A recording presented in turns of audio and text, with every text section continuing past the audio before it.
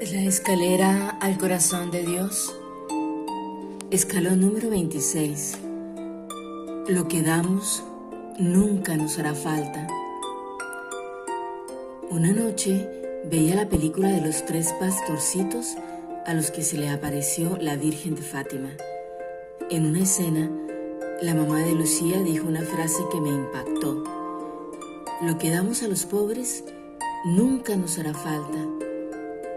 Tenemos tantas cosas, pero nos resulta tan difícil desprendernos de ellas. La generosidad agrada al Señor. Los muy pobres existen, pero pensamos que son otros los que se encargan de ellos. La iglesia, los grupos misioneros, la congregación de la Madre Teresa de Calcuta. Así que nos sentimos tranquilos viviendo nuestra vida sin salirnos de nuestra zona de confort, dando una ofrenda de 5 o 10 mil pesos cada domingo en la iglesia, y con eso creemos que ha sido suficiente. Santa Teresa de Calcuta fue una verdadera santa durante su vida. No solo pensaba en los pobres, sino en los pobres más pobres, los desheredados, los marginados de la sociedad, como les llamaba, aquellos a quienes nadie quiere, que están tirados en la calle muriendo de hambre, en los enfermos, en los que sufren la más terrible soledad. A ellos fue a los que la Madre Teresa quiso servir, y para saber cómo eran sus vidas, se fue a vivir como uno de ellos, sin dinero, sin hospedaje, sin comida, y sufrió en carne propia lo que es vivir como el más pobre de los pobres. La Madre Teresa veía en los pobres, en su dolor, el genuino dolor de Cristo Jesús, el mismo que Él sufrió en la cruz. La Madre no tenía para dar bienes materiales, pero dio lo más importante, su vida. Se dio a ella misma, y en ese darse recibió más de lo que hubiera esperado, la verdadera alegría, la felicidad, porque aliviar, aunque sea por un momento, el dolor de alguno de ellos era aliviar el dolor de Cristo Jesús, que está en cada uno de ellos. Al darse, estaba dando a Jesús, quien habitaba en ella, y recibiendo a Cristo Jesús, quien habitaba en ellos. En una ocasión, recogió a una anciana que estaba siendo roída por las ratas, a punto de morir. La llevó a un hospital en donde no la quisieron recibir porque allí no atendían cadáveres. Ella les dijo: aún no es un cadáver, sino una persona. De hospital en hospital, la anciana murió. Esa vida era un verdadero apostolado en el amor a Cristo Jesús, lo que ella llamaba el amor en acción. Un periodista dijo que Santa Teresa de Calcuta era la página viva del Evangelio. El propósito de nuestra vida es mucho más elevado del que pudiéramos pensar o imaginar.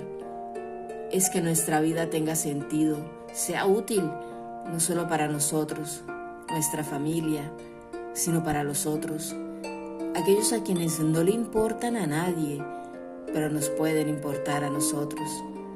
Hay tantas personas que van vacías por el mundo, sintiendo que les falta algo, pues ese algo es ser útil a Cristo Jesús, llevando amor, bienestar a otros a quienes podamos ayudar, ocupándonos de una persona a la vez, o si estamos en capacidad de más de una. Esa es la verdadera felicidad, el servicio. Ahora, ¿piensan que dar el 10 o 10 mil pesos cada domingo en la iglesia es suficiente? No lo es.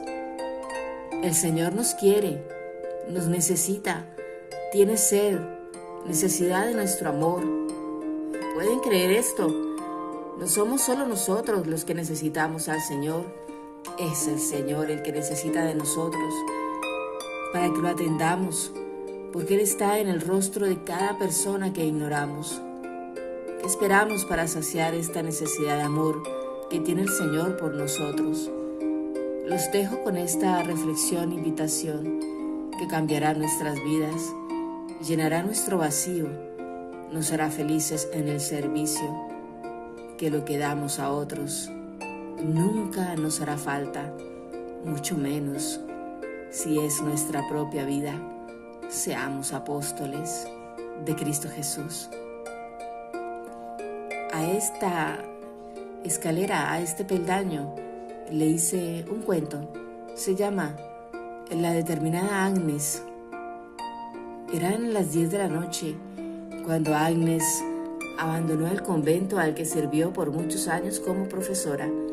Se despidió de algunas hermanas, pero no quería que la mañana llegara y ver a sus alumnas, a las que había dado clases desde que eran unas chiquillas, para despedirse. Eso le hubiera dolido mucho. Empezó a caminar sin saber a dónde ir. Como no había pensado en un sitio a dónde llegar, su maleta no era más que un bolso terciado con muy pocas pertenencias. No sabía por cuál calle tomar, nunca salía, tampoco conocía mucho. A sus amigas les había parecido una locura que abandonara todo por un sueño idealista, servir a los pobres, y que por ello tenía que ser una más. ¿Qué sabía ella de pobreza si lo había tenido todo? Nunca dejó de comer, tenía un sitio digno donde vivir. Ahora, caminando sin rumbo fijo, se sentía asustada, intimidada por esas calles desconocidas. ¿Dónde dormiría? No conocía a nada ni a nadie.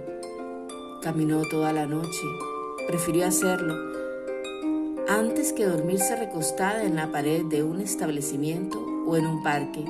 Le parecía peligroso. No lo había tenido en cuenta. De hecho, no había tenido en cuenta nada.